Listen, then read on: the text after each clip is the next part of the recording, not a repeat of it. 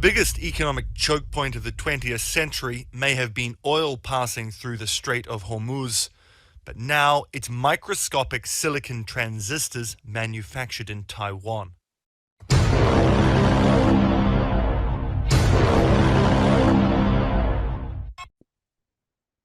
This is the Hey Ed YouTube channel, and I am your host, moderator, and all-around nice guy, Edward Anderson. So today I want to talk to you about the consequences of a possible invasion of Taiwan by China. And I'm going to explain to you what it means to you on a practical level, the average person living his daily life. Now, we all know that when Russia invaded Ukraine, there were consequences, right? We put all sorts of sanctions on them, and we did feel some of them. For example, Russia and Ukraine are the largest supplier of fertilizer to our farmers. That had a direct effect on our farmers, and that is going to continue to have an effect. Russia happens to be the largest supplier of uranium in the world. So there were consequences. But what would happen if China does decide to invade Taiwan? It's going to affect you much more dramatically and much more directly. So let's get into it. Okay, so I'm not going to go into a deep dive about the geopolitical implications about our relationship with China at the moment, but I do want to paint an overall picture of the current status of our relationship with China. Let's take a quick look at this clip. It seems that China's given the Biden administration a stiff arm. What does this action and what does this confrontation mean? Well, from the Biden administration's point of view, Eric, I think they're embarrassed. They thought they were being fair toward China, extending the hand of friendship, and then the Chinese simply refused to talk to them. What we're seeing is China wants to get into a position of strength against the United States. So if they can pull away Macron of France, if they can get Lula of Brazil, if they can threaten to back Putin more in the Ukraine, this increases the leverage China has over the Biden administration. Okay, so let's all agree that the current administration has once again mucked up a very important geopolitical relationship. They just can't seem to help themselves. We saw the consequence of what happened when they decided to insult the king of Saudi Arabia and pretty much drove them into the hands of China. Now, Saudi Arabia is starting now to settle oil transactions in the Chinese yuan, and they're starting to do more business with Russia. Also, more famously, recently, Macron of France has just struck a big deal with China to settle natural gas transactions also in the yuan. And we have Brazil doing the same thing. We're having country after country turning their backs on us and largely turning toward China. And so China is leading the way in the economic war against America. And their biggest push is to attack the status of the US dollar. And on that topic real quick, it is worth reiterating our policy of printing dollars. We are printing our dollars into oblivion, causing inflation and reducing the buying power of a US dollar. And what is China doing at the same time? China has been buying gold at an unbelievable pace. Last year, they acquired more than 120 tons of gold, increasing their total tonnage at the moment to over 2,000 tons. Now, in my other videos, I have talked in great detail about the way we have been destroying the dollar on our own merits and how China has taken advantage of that to drive a wedge between us and our usual allies. So there is that de-dollarization process going on. And if you've never heard that word before, if you don't know what that is, do a YouTube search, including on my videos, and learn about de-dollarization. But that is not what this video is about. Let's get back to the Taiwan issue.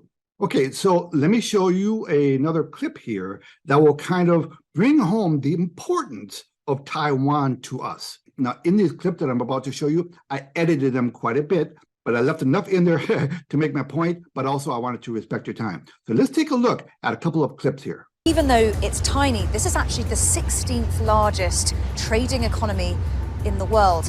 And a research group have estimated that a war here would impact $2 trillion worth of economic activity, and that's before any secondary effects like sanctions. Taiwan manufactures 90% of the world's most advanced semiconductor chips. If there was any disruption to places like this, to factories like this that manufacture the key compounds, it would be economically catastrophic. So let's drive home that point she made about how $2 trillion worth of business would evaporate from the loss of the semiconductor chips to the West.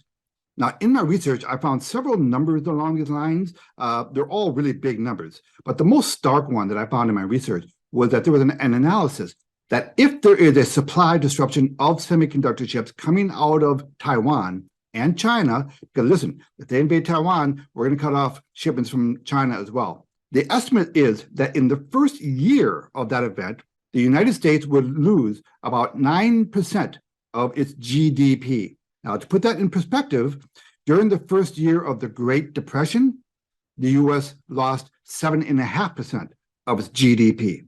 And that number was just taking into consideration the loss of the semiconductor supply. That number did not include the loss of all those container ships filled with all sorts of stuff that sits on shelves at Walmart. Okay. Now, America, our favorite pastime, our first response in times like this, in times of war, is to put sanctions on our enemy. But if you just focus on that one statistic, that the loss of those semiconductor chips to the West would reduce our GDP in the first year by 9%, that could throw us into another Great Depression. That's why this is such an important issue. So if you think that China's invasion of Taiwan does not affect you, please rethink that, because it does. And you have to start preparing for it. Allow me to elaborate a little bit more on this point, because this is so important. Let's look at another clip. If you think about it, chips are in almost everything we use that has an on-off switch. I've seen articles or references where they say that a typical person in the States or Western Europe probably has several hundred encounters a day with devices that have chips. And it's everything we make, and it's industries kind of across the board. So there isn't enough capacity anywhere else in the world to make up if that 65% were somehow shut down or interrupted. Well, Ed, if that happens, we will just make our own chips. What's the big deal? We have the smarts, we have the capacity. All right, well, what about that? This situation hasn't exactly escaped anyone's notice. I mean, the passage of the CHIPS Act indicates the concern the United States has now on creating a domestic chip production base. Right. But it doesn't sound like we're doing quite enough if this happens, the scale, the impact it would have, what we're doing now doesn't seem to be enough. The issue is that these facilities don't just come online overnight, right? I mean, it takes a while to build a chip fabrication facility. Let's say if Apple decides to find another partner, it will take years for them to get this other chip maker to be ready, if at all. So without TSMC, you will not be able to have chips in your iPhones, and you will not have chips for your F-35 fighter jets that the US flies. So it will be a very different world we are talking about without TSMC in it. This choke point came to light during the pandemic, when a chip shortage cost the auto industry billions of dollars. Now listen, it doesn't actually have to be a shooting war with America. What would happen if China just decided to ring the island and blockade them and didn't allow stuff to go in and out of Taiwan? What would we do? Okay, would there be a shooting war? But whether there's a shooting war or not, I think we can all pretty much agree that at the very least there are going to be sanctions on this guy, and it's going to disrupt the worldwide supply chain of semiconductor chips. So listen, those of you out there who are thinking about getting a new cell phone or a new laptop or anything that has a chip in it, you might want to do it sooner rather than later. You might want to even buy an extra, iPhone and stick it in your desk drawer. It might be a really good barter item. Now listen, I don't know for sure what's going to happen here, but the possible consequences are enormous. Because if a day comes where you wake up and there's a news report that China is starting to paratroop into Taiwan, or they're starting to blockade, the day that news comes out, a lot of stuff is going to hit the fan. We're going to see a lot of people heading for the exits in the stock market, in the bond market. So in addition to going out there and getting your new iPhone now, start loading up on these things, guys. Listen, my standard advice has been, and it's true with this guy too. Number one, reduce your exposure to your bank. Number 2, put some of that money into gold and silver. And number 3, establish streams of passive recurring income. By putting some of your money into gold and silver, you're going to preserve your buying power.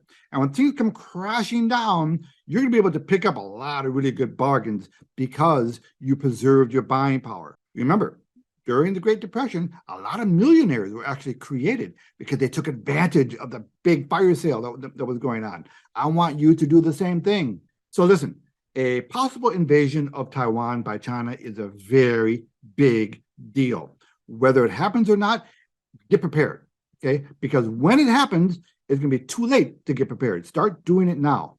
Okay, so that's it for today. I'm probably going to be talking about this quite a bit more over on my other channel with Rob Bruss called Unspoken Truth. If you haven't subscribed to that channel yet, please go over and subscribe to it. I'll have a link to our first video down in the description below. You can click on that link and then you can subscribe from there. And I would love to see you on that channel where Rob and I talk about this kind of thing all the time. Ed Anderson, live from Minnesota, signing out. Copy that.